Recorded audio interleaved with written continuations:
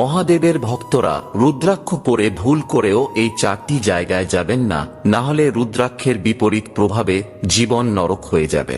জানার আগে বাবার আশীর্বাদ ও বিশেষ কৃপাদৃষ্টি লাভ করতে কমেন্টে ওম নমঃ শিবায় ও হর হর মহাদেব লিখুন। নাম্বার 1, রুদ্রাক্ষ পরে কখনো শ্মশান বা কোনো শ্রাদ্ধ বাড়িতে যাওয়া উচিত নয়, এতে রুদ্রাক্ষের প্রভাব নিস্তেজ হয়ে যায়।